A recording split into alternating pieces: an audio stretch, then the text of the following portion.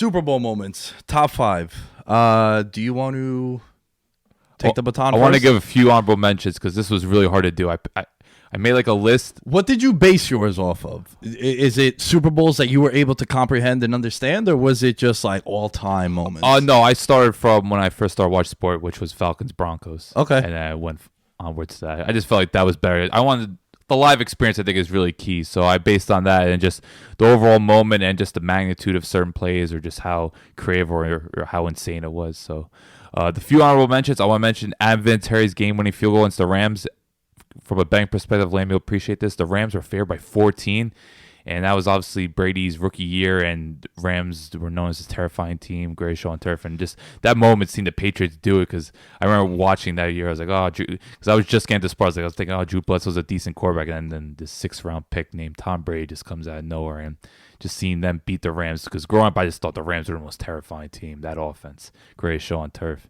And to see him go down, and they never recovered after that. You know who my favorite wide receiver of all time is? Torrey Holt. Torrey Holt, baby. Gotta love Torrey Holt. Gotta love Torrey Holt. And also that Super Bowl. What's funny is the New England Patriots are a part of 2 of the biggest upsets in Super Bowl history. If you look at the Vegas point total, it's Super Bowl 42.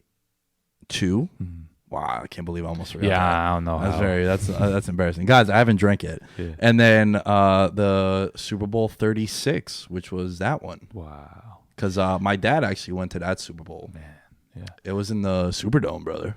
Go Superdome. Yeah. A few more I want to mention. Just Dwight Smith, which totally be forgotten about. This is when the Bucks played the Raiders. I loved everything about that Bucks team. That defense, you have Hall of Famers at every level, and just seeing John Gruden get one on the Raiders that was something fun to watch, and that was just one of those cool moments. Because I grew up, I really appreciate elite defenses. That defense, Warren Sapp, Simeon Rice, Derek Brooks, John Lynch, Rondé Barber, you name it. So they also had a guy that was a safety that won MVP. Dexter Jackson. Yeah. Then he went to Arizona, got paid, never heard from him again. But yeah, really fell off the map. Yeah. Yo, good for him though. Yeah. Got his money. And last one I mentioned, Larry Fitzgerald's 64-yard touchdown against the Steelers. I think the Steelers Cardinals Super Bowl gets severely slept on. That was one of the more back and forth entertains. I love that Cardinals team as well. So that Super Bowl, seeing Larry Fitz in the big moment, just streaking down the field, that just missed out for me. But that was another one I want to include. But yeah, those are just a few honorable mentions. But to start off, number 5 for me, Percy Harvin's kickoff against the Broncos in MetLife.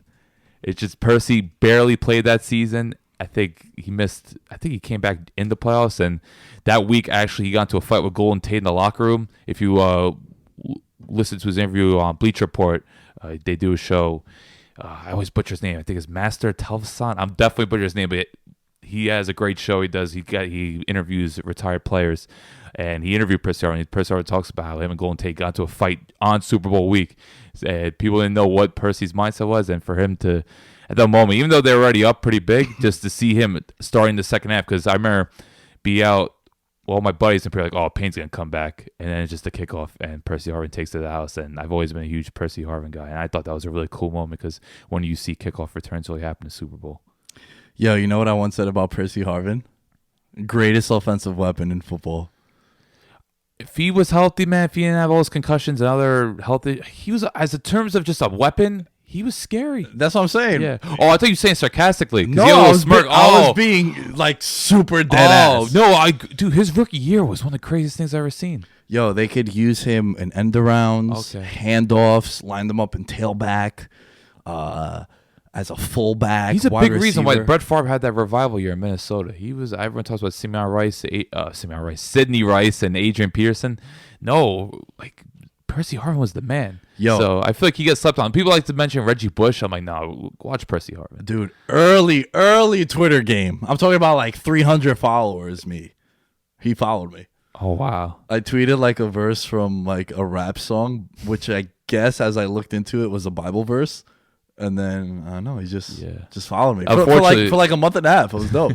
Unfortunately, that Seattle trade did not work out for him. But in that moment, I thought it was really cool. Well, he got a Super Bowl. It didn't work out for them. All right, look, I'm gonna be a little biased, and I'm also gonna flex a little bit. But a lot of my Super Bowls are ones that I've seen. Well.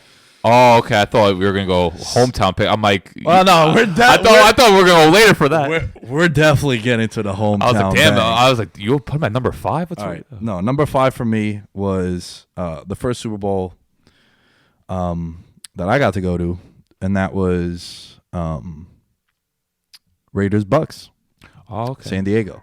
So you remember that Dwight Smith moment, right? Yeah, I remember Okay. that. I remember that because we got to remember the Raiders team was Yeah, Jerry Rice, Jerry Rice, Tim Brown. They had Rich Gannon was an course, MVP, yeah.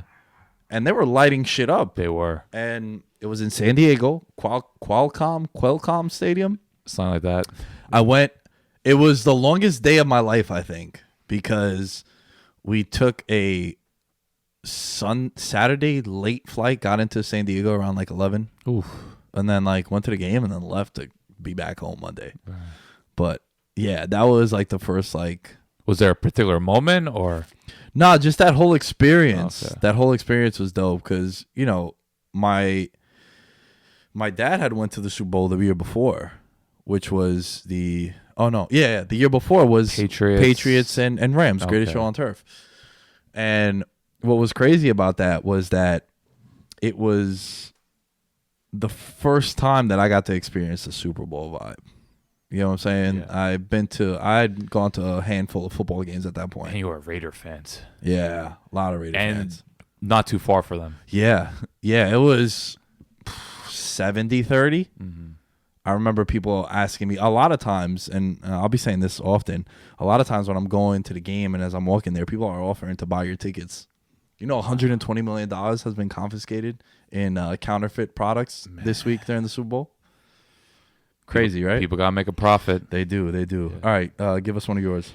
Antwaan Randle, the reverse touchdown to Hines Ward. Wow, in Detroit, Seahawks, Steelers. It was 14-10, fourth quarter, and this is at a time where you didn't see a lot of trick plays. It was offensive were kind of, I don't want to say generic, but they didn't take as many chances as they do now.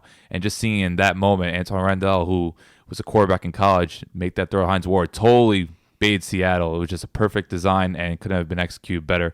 Just a really cool moment at a time when I was learning the sport and Pittsburgh, this run-heavy team. Jerome Bettis was still there. Willie Parker had a big run. I remember that game and just seeing them take a shot in the fourth quarter while having a lead. I thought it was just a really cool moment and essentially won them the game. Yeah, the Willie Parker run, I do remember that. Remember Jeremy Stevens, the tight end? I was thinking of the fighter, but I was like, yeah, that's why I wanted to make sure because you're an MMA guy, and I wanted to make sure I mentioned that. But yeah, he was going at it with like Joey Porter, kind of just. My God. Joey Porter always starts that, man. Those Steeler defenses. All right, this is probably where the show is gonna end, guys. But Falcons Super Bowl. Oh God, the fact that it went to overtime and I called that. We're gonna play our prop game in a little bit, but I said like, yo, it was like 9-1 for the Super Bowl to go to overtime. Never happened before. Also, got to remember that was the year where there was like 11 overtimes. Because I believe Cowboys, Packers, that went to overtime. But I'm just talking about that whole regular season. There was was. like 3 ties. Okay. I remember there was like a Panthers Bengals game that went into overtime or some shit. Yeah, game ended in a tie. Yeah, I remember that. Yeah, that's what I mean. Like 2 or 3 games ended in a tie, and I was like, that was just your gut feeling. Yeah, I'm very dumb with some of my breakdowns sometimes, where I like to use factors that might not mean anything. Yeah, because I don't know what that. Like, no, what I'm saying is, it was like, it was very fitting for that to be the year where it goes into overtime because that whole season there was a lot of overtime games, even though one doesn't really relate to the other. Yeah, I guess. I don't know. That Super Bowl didn't exist, though. Yeah. All right, give us another one. Devin Hester's opening return against the Colts. Forgettable Super Bowl, legendary moment. In Miami. Oh, yeah. I was there for that too.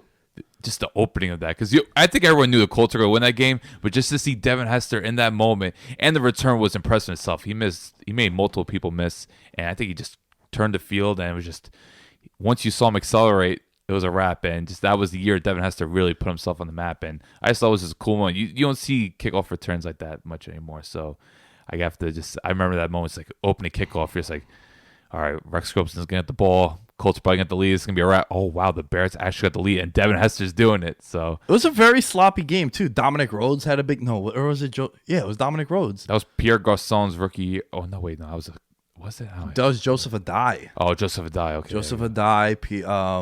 Reggie Wayne was still like Hall of Fame. Garçon was the Saints Super Bowl I'm thinking of, yeah. But, I thought it was just... I knew the Super Bowl was going to be pretty lopsided, but it was cool to see Hester do his thing. I think Hester's one of the most electrifying players to ever play the game.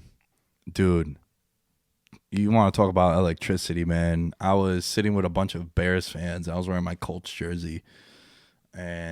But really cool, though. There was no hostility. That's a cool fan base. Yeah, I like to meet had more Bear fans. But they were like giving me shit. I was like, hey, man, I'm a Giants fan. Like, don't go crazy. But I was wearing my Peyton Manning jersey. That's a fan base that's suffered for quite a bit. Yeah. All right. For me, moment number 3. Saving the best. No. I'm saving the last two are going to be about the Giants. Okay. Spoiler. Yeah. But this one I'm waiting on it. You mentioned Larry Fitzgerald in honorable mention. I was at that Super Bowl too. And I was sitting at the 20-yard line directly in front of where a lot of people might not know this, but when James Harrison returned the interception, The craziest things. dude, he got pulled off to the side and was given CPR and shit. Not CPR, but like the defibrillator. Like he was out of gas. Yeah. And he was on the sideline. You know, like that white area where, you know, the out of bounds, Yeah. it's like that really thick white paint. And then that's where the coaches stand, like opposite of it. Dude, he was maybe 2-3 feet off that, and it happened right in front of me. It was like 98 yards. Could be even more. I think it was 102. I think it was in It was in the end zone. I just Yeah. remember rumbling that because even though he's like an edge rusher, he's one of the bigger edge rushers. Yeah. He's not some like 240-pound guy. This guy's massive. And then the Santonio Holmes catch happened in the far pylon for me. Such a good. So we didn't know if that was a touchdown. You know, we couldn't see. We had to look up at the big screen there. And also it was Raymond James Stadium. That's one of my favorite buildings I ever went to just because, yo, the Buccaneer pirate ship is so gangster. It's so cool, man. And they've had such a shitty I know. I hope team for so Bruce long. has to do something over there, man. Oh yeah, but that was really fun. Tampa Bay was dope. I was a senior in high school for that one, so that was really, really cool. Cool. Number 2, gotta go Philly special. Oh, It was 4th down. Doug Pearson's been gambling all year. Everyone knows Doug Pearson is a guy that is as fearless as it gets, and just that play call, design, the execution. What else can you say? Belichick outsmarted the worst possible time. I think it was 15-12 before I think Patriots had a lead, and they just did it right before halftime. It was just such a momentum shifter, and just the balls to make that play call was just unbelievable. And I think that kind of set the I guess standard or bar, however you want to phrase it, just for offensive coordinators going forward. Because I remember the following year Atlanta did it when Sarkisian, his last game as offensive coordinator, did it, and Sanu hit Ryan on a touchdown. And you just see now more and more teams use that play design, double reverse, and all of a sudden you see a quarterback. They tried doing it to Brady, didn't quite work out. Or I think the Packers-Vikings games we saw Monday night, Stephon Diggs just missed Kirk Cousins. You see a lot of teams now using that play design. So I think that was kind of just the start of something, and you have to give huge appreciation to Doug Peterson and all of that coaching staff. So, yeah, even though it was like a 1-yard touchdown, I still think at that moment, in it for a really fun Super Bowl, it's got to be up there for me. Yeah, that was. I mean, now it's become anytime there's a double reverse and a throw to the quarterback, it's a Philly special, Yeah. right? The Bills ran that against the Texans, and it was a Philly special. Yeah. So that's just something that's always going to be synonymous with that play. All right, number 2 for me, and this is going to sound crazy, but it's Super Bowl 42, the undefeated one, because I was 16. I started to fall in love with football, but I wasn't there yet. Oh, wow. Okay. You know, this was 07 going into 08, because remember, it was February 08 was when the Super Bowl was played, but it's the 2007 Super Bowl champs, the New York Giants. But, man, the Burris touchdown happened in the far end zone for me. So, like, we couldn't see that, but the escape happened right in front. I was sitting in the end zone. And, yeah, I just remember, when Randy Moss did his, that happened right in front of me. So it was like blankets, bedtime. Oh, my God. Randy. But, yeah, that was just really cool. I saw people crying, and I didn't really understand it, which will lead into my next one. I think I'm just going to double up on this one and let you give you would have to give 2, right? Or no, you would have to give one more, right? Spoiler, it's a Tyree catch. Yeah. So, I feel like for us, like if that's not up there in your top 3, I don't know how you watch the sport. Like for me, that David Tyree catch, I don't care what fan you are, that is just one of the most greatest things I've ever seen in my life. Isn't that crazy how quick they blow the whistle now? that play even happened. I say this all the time. Especially now. Like we saw Deshaun Watson this year against the Colts. Watson, there was a Carson Wentz play that was reviewed for if his knee went down. Yeah, Baker Mayfield against the Titans, I remember. There's just a bunch of them where they're so quick to blow a play dead, which a lot of times, granted, Eli Manning. Oh, it was Russell Wilson. Russell Wilson, the Monday Night Football game. Remember they called him dead, and then, of course, he did. That actually helped me win a fantasy football matchup. Salute. Niners D. But, dude, think about that. Just think about that. They don't let these guys make plays anymore like they used to.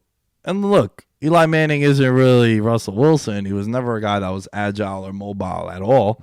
You're being friendly, but yes. So, yeah, I mean, he was a corpse. I called him the corpse of Eli Manning for the last 4 or 5 years. Even but 2008. But for him to make that play was just so absurd. And especially when you look at how football is played now, it's just so ridiculous. To a special team. That's another thing people got to take it. Yeah, he threw it to David Tyree. Like, David Tyree's a special teamer. Like, this isn't Plaxico Burress or Steve Smith, Giant Steve Smith, just to clarify, or Mario Manning, whoever it may be. This is a special teamer over a legendary safety, Ronnie Harrison, and he uses helmet to catch the pass. And it was just, you want to talk about YOLO balls, like one of those classic Eli Manning YOLO balls? This was a classic Eli Manning YOLO ball just at that time. And it set the stage for what was one of the greatest upsets in just sports history. So that's why that's the number one, just the whole dichotomy of it.